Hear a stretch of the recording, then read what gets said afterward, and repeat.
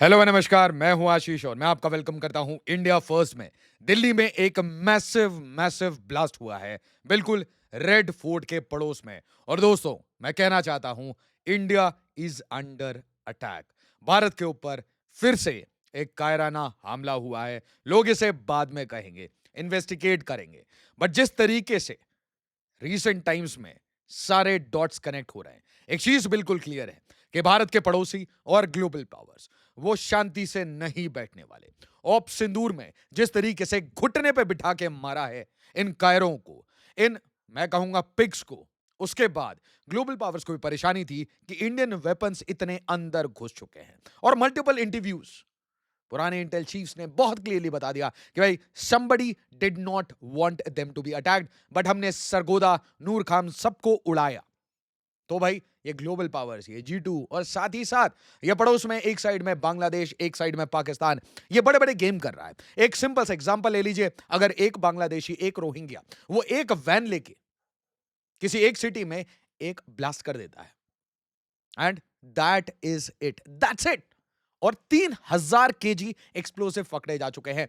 और मैं आपको बता देता हूं इसका हिंट कहां से आया। डोभाल साहब ने हफ्ते पहले एक बात कही कि भारत की जो नॉर्मल सिटीज है, जो मेनलैंड इंडिया है, जम्मू कश्मीर को छोड़कर, वहां पे largely it has been terror free. और दोस्तों, ये एक तरीके से जितने भी स्लीपर सेल हैं, जितने भी इंटेल ऑर्गेनाइजेशंस काम कर रहे हैं, उनके लिए एक चैलेंज टाइप बन गया कि अच्छा, ऐसी बात है, आंख दिखा रहे हो, रुको हम दिखाते हैं तुम अंदर से कितने वीक हो। और उसके बाद red fort blast live, Hindustan times, times of India सब रिपोर्ट कर रहे हैं, 8 dead, Delhi on high alert after explosion in car. आप ऐसे बहुत सारे ऐसे निकम्मे लोग हैं जिनको मैंने वीडियोस में ये सारी चीजें बताई हैं, और कमेंट में वो कहते हैं नहीं नहीं ऐसा कुछ नहीं हो रहा। ऐसे बहुत सारे थैंकलेस लोग हैं जिनको ये लगता है सब चंगा सी है। बट दोस्तों, आसपास की कंट्रीज, जियोपॉलिटिक्स इस तरीके से घूम रही है कि हर जगह कॉन्फ्लिक्ट है, हर जगह कॉन्फ्लिक्ट है। और किसी को यह उम्मीद नहीं थी कि पहले तो हम ब्रह्मोस मारेंगे और उसके बाद इतनी जल्दी बंद कर देंगे, और उसका जो डैमेज है, उसका जो इंपैक्ट है, वो पाकिस्तान की मोरल को तोड़ देगा। तो भाई, अब आपके लिए रेड फोर्ट ब्लास्ट, दिल्ली के बीचों बीच लाल किला ब्लास्ट। अब याद करिए, आपके पार्लियामेंट पे अटैक हुआ, अक्षरधाम पे अटैक हुआ, मुंबई पे अटैक हुआ, हर जगह मल्टीपल ब्लास्ट, मल्टीपल वेपन्स, सब कुछ हो चुका है भारत में। और भारत ने इस शत्रुबोध को समझने के बाद एक्शन लेना शुरू किया। ताबड़तोड़ कार्रवाई बनी, एक साइड जेएनके में राष्ट्रीय राइफल बनी, अलग अलग पुलिस के महकमे बने, एटीएस बना, एसओजी बना, कहीं पे स्पेशल सेल बना, हर जगह एक्शन हुआ। बट अब एक चूक, एक गलती, एक इग्नोरेंस, कहीं एक जगह अगर तंत्र किसी और चीज में बिजी हो गया, प्रोटोकॉल ड्यूटी में बिजी हो गया, या फिर पैसे कमाने में बिजी हो गया, या फिर पॉलिटिक्स के पीछे कहीं ना कहीं अटक गया, कहीं पे प्रोटेस्ट हो रहे हैं उसमें अटक गया, तो देखिए क्या होता है। Time of incident around 6:30 to 7 PM near Lal Qila metro station. मैंने आपको जस्ट पिछले वीडियो में बताया, आपके मेट्रोज असुरक्षित हैं, आपके जो मॉल्स हैं, आपके जो मार्केट्स हैं, आपके जो गिरजाघर हैं, मंदिर हैं, they will be targeted, they will be targeted. जिस तरीके से ईस्ट और वेस्ट का कोऑर्डिनेशन चल रहा है, जिस तरीके से जियोपॉलिटिक्स घूम रही है, it is shameful not to see these patterns. अगर मैं एक लैपटॉप पे ये निकाल सकता हूं, सोचिए हमारी एजेंसीज के पास क्या इंफॉर्मेशन है। Casualties 8 dead, 12 injured, 15 taken to Lok Nayak hospital, 3 critical, 1 stable as per ANI. और एक्सप्लोजन एक गाड़ी में होता है, एक वैन में होता है। ये एक्सप्लोसिव इतना इतना मैसिव था कि आसपास की गाड़ियों में एक्सप्लोजन के बाद आग लग गई। उसके बाद भाई फायर रिस्पांस आता है, और नेचुरल सी बात है, दिल्ली पुलिस की स्पेशल सेल पहुंच जाती है। मैंने आपको पहले बताया था, मल्टीपल इंट एजेंसीज की फ्यूजन सेंटर है Delhi police special cell. Organise crime और टेरर के अगेंस्ट अगर क्रैकडाउन करना है, and as we speak Uttar Pradesh के डीजी ने क्लियरली रेड अलर्ट साउंड कर दिया है पूरे उत्तर प्रदेश में, और उत्तर प्रदेश के सारे पिलग्रिम साइट्स पे। Just think about it. Common sensical बात यह कहती है कि कुछ हफ्ते पहले मैंने रिपोर्ट पढ़ी थी कि भाई अयोध्या के ऊपर कोई प्लानिंग हो रही है, दिल्ली के ऊपर कुछ प्लानिंग हो रही है। मैंने आपको तब बताया था, प्लीज याद करिए, मैंने आपको बताया था एक बस में एक्सप्लोसिव मिले थे, याद करिए। बिल्कुल ईस्ट भारत, मतलब दिल्ली के बिल्कुल ईस्ट, मतलब मीरठ एक्सप्रेसवे के डायरेक्शन में आपको बागपत में 200 केजी आरडीएक्स मिला था। किसी ने वीडियो नहीं बनाई, किसी को मतलब नहीं था। एक इंसान, है ना, salute to sir, ex DGP Vikram Singh sir, उनसे मैंने पॉडकास्ट किया, तब भी मैंने ये क्वेश्चन पूछा, उन्होंने खुले आम पर गच्चे उड़ा दिए। एक केस चांगुर बाबा का और दूसरा केस ये बागपत में 200 केजी आरडीएक्स। सर से मैंने पूछा, सर ने ये बात मल्टीपल जगह जाके बार बार रिपीट की, इट इज हाई अलर्ट, बिल्कुल हाई टाइम कि India should act now. Internally organise criminals को यूज करके ये अपने नेटवर्क को फैला रहे हैं। हर सिटी में स्लीपर सेल है। तो Delhi police special cell team reach the site to investigate area cordon off. और कॉर्डन क्यों करेंगे आप? कॉर्डन करेंगे, सर्च करेंगे, इन्वेस्टिगेट करेंगे और बाद में नाम आएगा। Eye witnesses account local describe a massive explosion, body parts on road and a scene of chaos। अब बताइए, मार्केट में जाएंगे, you tell me if you are in Delhi, क्या मार्केट में जाएंगे? If you are in Mumbai, क्या आपको डर नहीं लगेगा? क्या आप 2 बार सोचेंगे? यही तो वो चाहते हैं आपके मेरे मोराल को तोड़ने के लिए। बहुत लोगों ने कहा था विजिट कश्मीर, विजिट पहलगाम। पहलगाम में जो हुआ वो पाकिस्तान ने किया, लोकल्स का कोई सपोर्ट नहीं है। तो फिर 3,000 केजी आरडीएक्स कैसे पकड़ा गया है? लोकल्स का सपोर्ट नहीं है तो क्यों नहीं हम क्लियरली आइडेंटिफाई कर रहे हैं? लोकल्स हैं जो कि एक्टिवली दूसरी एजेंसीज के लिए काम कर रहे हैं, पैसे के लिए काम कर रहे हैं।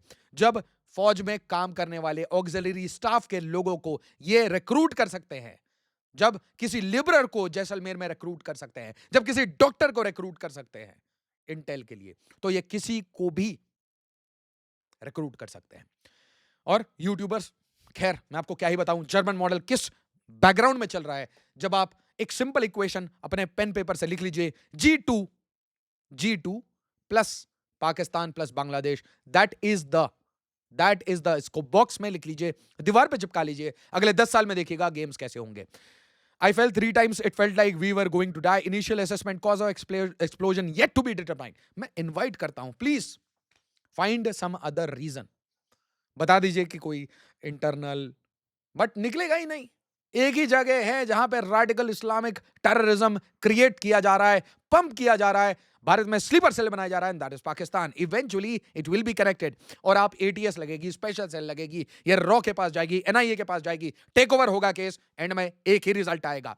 Security status high alert in Delhi, checks intensified across key heritage and government buildings. हर जगह अभी पैनिक का माहौल है। आप सोचिए, रेड फोर्ट ऑलरेडी एक हाई सिक्योरिटी जोन होता है और इंडिपेंडेंस डे की हिस्ट्री रहती है। आप सोचिए क्यों, वाई। मैंने आपको पहले बताया, काउंटर इंटेलिजेंस टीम ये क्रैकडाउन कर रही थी जम्मू एंड कश्मीर में, एक्सप्लोसिव मिल रहे थे। डोवाल साहब के स्टेटमेंट के बाद इंटरनल काम शुरू हुआ है। तो जम्मू में काम होता है, कश्मीर में काम होता है, जेके पुलिस एसओजी सारे रेड कर रहे हैं बैक टू बैक। आईएस का रिक्रूटर आराम से कर्नाटका के जेल में वीडियो कॉल कर रहा है, फोन छेड़ रहा है। जम्मू कश्मीर में क्रैकडाउन होता है, उसके बाद तार आके कनेक्ट कहां हो जाते हैं? फरीदाबाद में। और ब्लास्ट कहां हो जाता है? दिल्ली में। मैंने आपको क्या कहा था? पिछली वीडियो खोल के देख लीजिए, जस्ट भारत फर्स्ट पे जो वीडियो डाली उसमें मैंने आपको कहा था फरीदाबाद दिल्ली से दूर नहीं है, और अगर फरीदाबाद में भी हिट होता है तो it is as good as any part of India. Meghalaya में कुछ होता है, मणिपुर में कुछ होता है, मुंबई में कुछ होता है, it is as good as India under attack by the radicals. और मैं आपको बार बार कह रहा हूं, ये बार बार मत ढूंढा करिए ये रेडिकलाइज कहां से हो रहे हैं। जिसको मन है वही रेडिकलाइज होता है, जिसको मन है वही अपने घर में बाल्टी में पानी की जगह एक्सप्लोसिव रखता है, सूटकेस में कपड़ों की जगह एक्सप्लोसिव रखता है। Just think about it, 350 KG AK-47, doctor involve हैं, 8 लोगों का नाम पढ़िए। श्रीनगर से आरिफ निसार डार, यासीर उल अशरफ, मकसूद अहमद डार, नाम क्या बता, डॉग 1, डॉग 2, डॉग 3, मौलवी इरफान खान, इमाम ऑफ अ मॉस्क। यार ये धर्म की बात बताएगा? एक टेररिस्ट धर्म की बात बनाएगा? जमीर अहमद अहंगर, जो भी है नाम, मुजम्मिल अहमद, आदिल अहमद, ब्यूटीफुल। और डॉक्टर शाहीना, ये लखनऊ की रेसिडेंट और अल फतह यूनिवर्सिटी में महान डॉक्टर है। कौन है भाई ये अल फतह यूनिवर्सिटी? कौन है? क्या कनेक्शन है जम्मू एंड कश्मीर में? जो शोपिया में हो रहा है, जो अनंतनाग में हो रहा है, उसका क्या कनेक्शन है जम्मू से?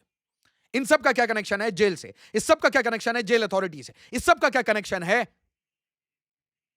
जम्मू एंड कश्मीर के होम डिपार्टमेंट से? इस सब का क्या कनेक्शन है? इसको कनेक्ट करना पड़ेगा। कौन अलाउ कर रहा है जेल में ये सारे काम? कौन अलाउ कर रहा है आंख के नीचे? कौन पॉलिटिशियन इनको फैसिलिटेट कर रहा है ये सारे काम करने में? Who are these people? क्या ये वही लोग हैं जो सेकुलर पॉलिटिक्स के नाम पे बिहार में, वेस्ट बंगाल में स्पेशल इंटेंसिव रिवीजन के अगेंस्ट काम करते हैं? क्या ये वही लोग हैं जो रोड पे लोगों को बिठाते हैं कि भाई सीए एनआरसी नहीं होना चाहिए। These are very serious question. क्यों होता है शाहीन बाग? ताकि ऐसे लोगों को शील्ड किया जा सके। क्यों बार बार शलजील इमाम की बात होती है कि बेल क्यों नहीं मिला? ये ऐसे कौन से वकील हैं, ये ऐसे कौन से एनजीओ हैं जो पैसा देते हैं, कौन से वकील हैं जो जाके इनके लिए अपीयर करते हैं? कांड देखिए, सबसे बड़ा कांड ये है। ये कांड अगर बागपत में 200 केजी भैया, बागपत में 200 KG Changur Baba, Bangladesh Pakistan ISI team visit, और मिजोरम मणिपुर त्रिपुरा के जस्ट नीचे रोहिंग्या कॉरिडोर बना रहे हैं, रोहिंग्या को ट्रेन कर रहे हैं भारत में एंटर करा के हिट करने के लिए। ईस्ट में हिट होगा सिलीगुड़ी के पास में, या तो बिल्कुल द टिप ऑफ इंडिया।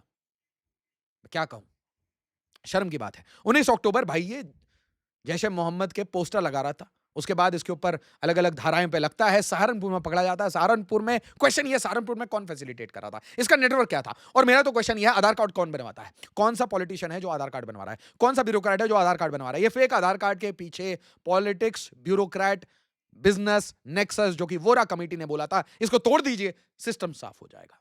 जो आधार कार्ड कराता है वही ऑर्गेनाइज क्रिमिनल से बात करता है, वही जेल में इस ऑर्गेनाइज क्रिमिनल का जो गैंग है उसके साथ कोऑर्डिनेट करता है, उनको टेरर के साथ जोड़ता है, वही हवाला में जुड़ा हुआ है। ये एक ही नेटवर्क है जो भारत में बहुत साइलेंटली ऑपरेट कर रहा है, भारत का खाता है और पाकिस्तान के लिए काम करता है।